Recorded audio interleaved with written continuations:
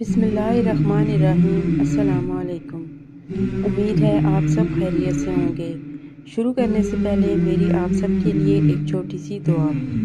اللہ تعالیٰ آپ کے نصیب میں خیر، آپ کے وقت میں برکت اور آپ کے دل میں اپنا نور بھر دے، آمین ثم آمین۔ اگر آپ کو اسلامی کہانیاں سننا پسند ہیں تو اس سفر میں ہمارا ساتھ ضرور دیجیے۔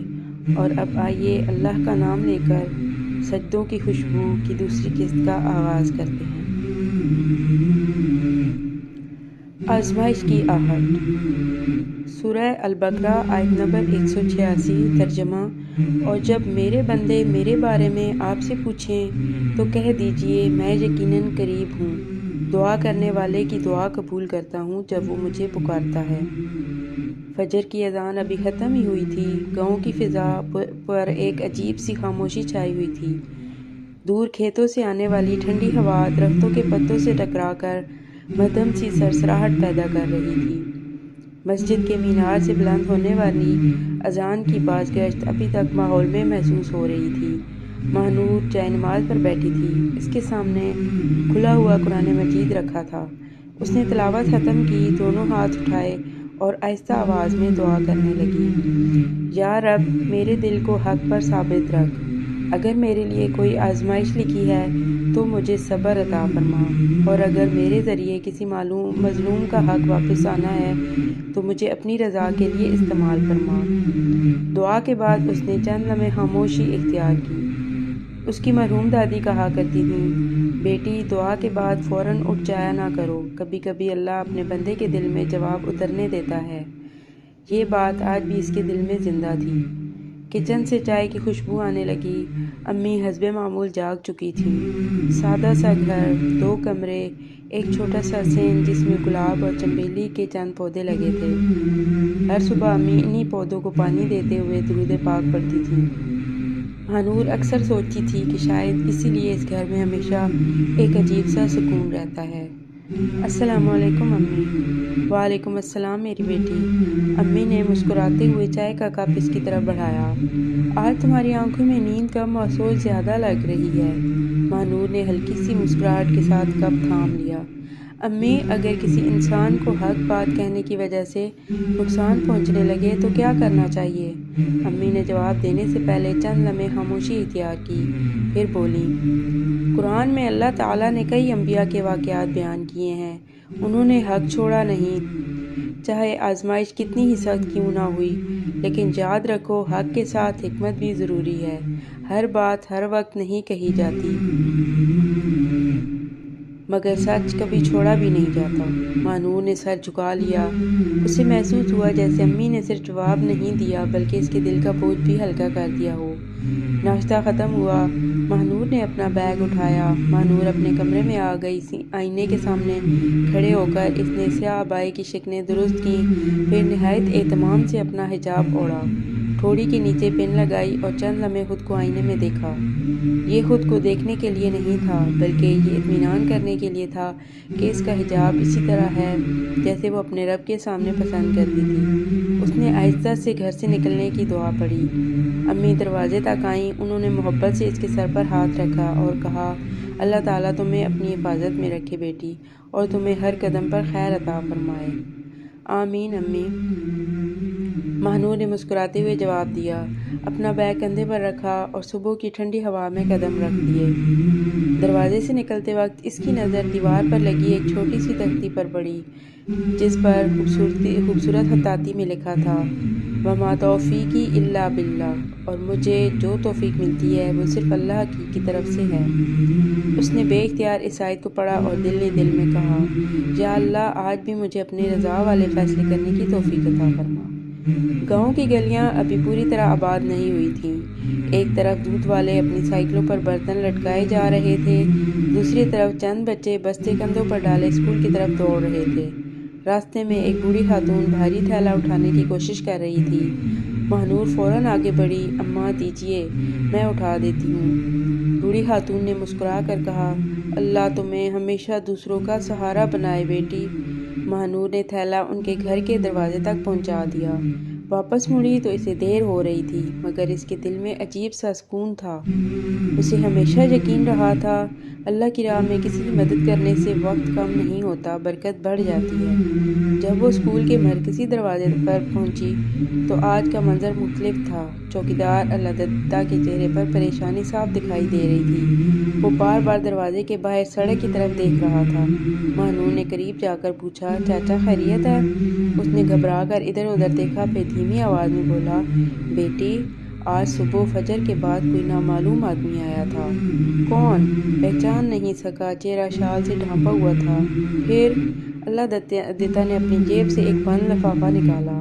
اس نے کہا، یہ صرف نئی میڈم کو دینا، کسی اور کے ہاتھ نہ لگے۔ لفافہ دیکھ کر مہنور کے دل کی دھڑکن تیز ہو گئی۔ اس نے آہستہ سے لفافہ اپنے ہاتھ میں لیا اور چند لمحوں تک اسے کھولنے کی ہمت نہ کر سکی۔ ایک نام جو رجسٹر میں نہیں تھا۔ لفافہ مہنور کی ہتھیلی پر رکھا تھا، مگر ایسا محسوس ہو رہا تھا جیسے اس کا وزن کاغذ سے کہیں زیادہ ہو۔ چوکیدار اللہ دتہ خاموش کھڑا تھا، اس کی جھریوں بھرے چہرے پر فکر صاف دکھائی دے رہی تھی۔ بیٹی اگر دل کہتا ہے تو مت کھولو، مہنور نے ہلکی سی مسکراہٹ کے ساتھ جواب دیا۔ چاچا بعض اوقات خوف سے نہیں سچ سے نظریں ملانی پڑتی ہیں۔ اس نے بسم اللہ الرحمن الرحیم پڑھ کر لفافہ کھولا۔ اندر ایک چھوٹا سا سفید کاغذ تھا اور اس کے ساتھ ایک پرانی سی رسید کی نقل۔ کاغذ پر صرف 3 سطریں لکھی تھیں، اگر معصوم بچیوں کو حق بچانا چاہتی ہو تو پرانے اسٹور روم کے رجسٹر دیکھو۔ جس نام کو سب بھول چکے ہیں وہی تمہیں سچ تک لے جائے گا۔ کسی پر جلدی اعتماد مت کرنا۔ نہ دستخط، نہ تاریخ، نہ بھیجنے والے کا نام۔ مہنور نے دوبارہ رسید کو دیکھا، اس پر صرف ایک اندراج نمایاں تھا، واؤچر نمبر 2471، اور اس کے نیچے ایک نام، سدرا بانو۔ مہنور نے آہستہ سے نام دہرایا، سدرا بانو؟ وہ نام اسے یاد نہیں تھا۔ اس نے اسکول کے تقریباً تمام بچوں کے نام رجسٹر میں دیکھے تھے، مگر یہ نام کبھی سامنے نہیں آیا۔ پہلی گھنٹی بج چکی تھی، بچیاں اپنی کلاسوں میں جا رہی تھیں۔ مہنور نے لفافہ احتیاط سے اپنے بیگ میں رکھا اور پہلے اپنی کلاس کی طرف بڑھ گئی۔ اس کا اصول تھا، ذمہ داری کبھی خوف کی وجہ سے ادھوری نہیں چھوڑنی چاہیے۔ کلاس میں داخل ہوتے ہی ننھی عائشہ نے خوشی سے کہا، میڈم آج میں سورۃ العصر یاد کر کے آئی ہوں۔ مہنور کے چہرے پر پہلی بار صبح سے حقیقی مسکراہٹ آئی۔ ماشاء اللہ، آؤ سناؤ۔ عائشہ نے صاف لہجے میں تلاوت شروع کی۔ تلاوت ختم ہوئی تو مہنور نے تختہ سیاہ پر صرف ایک لفظ لکھا، وقت۔ پھر بچیوں سے پوچھا، اللہ تعالیٰ نے اس صورت میں وقت کی قسم کیوں کھائی ہوگی؟ چھوٹی چھوٹی بچیاں سوچ میں پڑ گئیں۔ آخر ایک بچی بولی، کیونکہ وقت واپس نہیں آتا میڈم۔ بالکل، مہنور نے مسکراتے ہوئے کہا، اور جو انسان اپنا وقت علم، نماز اور اچھے کاموں میں لگاتا ہے وہی اصل کامیاب ہوتا ہے۔ کلاس ختم ہوئی تو اسے پھر وہی نام یاد آیا، سدرا بانو۔ دوپہر کے وقفے میں وہ پرانے اسٹور روم کی طرف چلی گئی۔ یہ کمرہ اسکول کی پچھلی عمارت میں تھا۔ دروازے پر زنگ آلود تالا لٹک رہا تھا۔ اللہ دتہ چاچا نے پرانی چابی نکالی۔ برسوں سے یہ کمرہ نہیں کھلا بیٹی۔ تالا چرچراتی آواز کے ساتھ کھلا۔ دروازہ دھیرے سے اندر کی طرف دھکیلا گیا۔ گرد کے ذرات سورج کی کرنوں میں تیرتے ہوئے دکھائی دے رہے تھے۔ دیوار کے ساتھ پرانی میزیں، ٹوٹی کرسیاں، خالی الماریاں اور دیمک لگی فائلوں کے ڈھیر پڑے تھے۔ ہوا میں پرانے کاغذوں اور نمی کی ملی جلی خوشبو تھی۔ مہنور نے اپنا دوپٹہ ناک پر رکھا اور آہستہ آہستہ اندر قدم رکھا۔ رجسٹر کہاں ہوں گے؟ اللہ دتہ نے ایک پرانی لکڑی کی الماری کی طرف اشارہ کیا، شاید وہاں۔ مہنور نے ایک ایک رجسٹر نکالنا شروع کیا، 2019، 2018، 2017۔ پھر اچانک ایک بھاری رجسٹر اس کے ہاتھ سے پھسل کر زمین پر گر گیا۔ اس کے اندر سے ایک زرد رنگ کی تصویر پھسلتی ہوئی باہر آ گئی۔ مہنور نے تصویر اٹھائی، وہ اسکول کی اجتماعی تصویر تھی۔ بچیاں قطار میں کھڑی تھیں، نیچے تاریخ لکھی تھی 2018، اور تصویر کے کونے پر نیلی سیاہی سے ایک نام لکھا تھا، سدرا بانو۔ مہنور نے تصویر کو غور سے دیکھا۔ اس بچی کے چہرے پر عجیب سی معصوم مسکراہٹ تھی، لیکن اسے یاد آیا اسکول میں اس نام کی کوئی طالبہ اب موجود نہیں تھی۔ آخر سدرا بانو تھی کون؟ تصویر میں مسکراتی بچی، سورت یونس آیت نمبر 82 ترجمہ۔ اور اللہ سچ کو اپنے کلمات سے ثابت کر دیتا ہے۔ مہنور نے تصویر کو دونوں ہاتھوں سے تھام رکھا تھا۔ گرد آلود تصویر میں تقریباً 30 بچیاں قطار بنا کر کھڑی تھیں۔ کچھ کے یونیفارم نئے تھے، کچھ کے کپڑے پرانے، مگر سب کے چہروں پر ایک عجیب سی معصوم مسکراہٹ تھی۔ سب سے دائیں طرف دوسری قطار میں ایک دبلی پتلی بچی کھڑی تھی، 2 لمبی چوٹیاں، آنکھوں میں عجیب سی چمک اور ہونٹوں پر ہلکی سی مسکراہٹ۔ تصویر کے نیچے نیلی سیاہی سے لکھا تھا سدرا بانو جماعت پنجم۔ مہنور نے بے اختیار تصویر پر انگلی پھیر دی۔ یہ بچی آخر گئی کہاں؟ اللہ چاچا کچھ لمحے خاموش رہے، پھر انہوں نے گہرا سانس لیا۔ بیٹی، ان کی آواز میں برسوں کی تھکن تھی، اگر میں غلط نہیں ہوں تو سدرا تقریباً 8 سال پہلے یہاں پڑھتی تھی۔ مہنور فوراً ان کی طرف متوجہ ہوئی۔ آپ اسے جانتے تھے؟ ہاں، انہوں نے آہستہ سے کہا۔ بہت ذہین بچی تھی، ہر مقابلے میں اول آتی تھی، قرآن بھی بہت خوبصورت پڑھتی تھی۔ پھر چوکیدار کی نظر زمین پر جم گئی۔ ایک دن اچانک اس نے اسکول آنا چھوڑ دیا۔ کیوں؟ کسی نے کبھی ٹھیک سے نہیں بتایا۔ کمرے میں خاموشی چھا گئی، صرف کھڑکی سے آنے والی ہوا پرانے کاغذوں کے صفحے ہلا رہی تھی۔ مہنور رجسٹر کھول کر بیٹھ گئی۔